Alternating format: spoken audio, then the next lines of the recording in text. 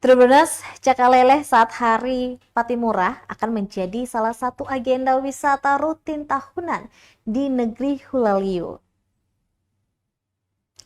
Cakalele salah satu tarian yang kerap dibawakan dalam setiap acara adat di Maluku, termasuk negeri Hulaliu, seperti pada peringatan Hari Patimura, pelantikan raja dan juga penutupan Bayi Leo.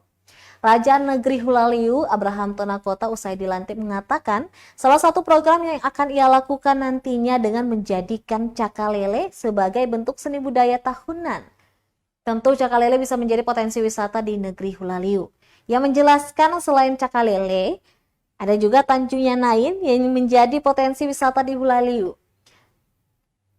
Tradisi sejak leluhur dan keindahan hal alam ini menjadi salah satu alasan Hulaliu kerap dikunjungi pendatang. Pemanfaatan kedua hal ini bisa membantu negeri Hulaliu semakin berkembang dan makmur. Di sisi lain, Tonakota juga berharap konflik sosial antar Hulaliu maupun dengan Aboru maupun bisa segera berakhir. Sementara itu, dukungan pelestarian tradisi negeri Hulaliu juga didapat dari CEO NDA Production, Yopi Isa. Yopi yang memiliki darah Hulaliu juga merasa kagum ketika pertama kali pulang ke Hulaliu dan menyaksikan secara langsung bagaimana prosesi adat pelantikan Raja Negeri Hulaliu. Menurutnya, tradisi sebagai ciri khas Hulaliu tersebut harus terus dijaga dan dilestarikan hingga turun-temurun agar tak hilang.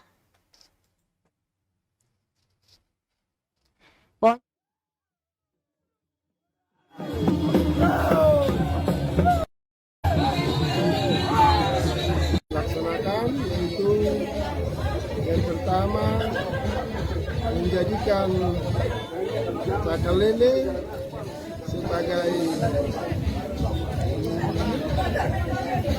bentuk seni budaya yang setiap tahun mungkin dilaksanakan dengan adanya momen 15 Mei dan acara-acara khusus seperti pelantikan raja, penutupan Bayi Leo.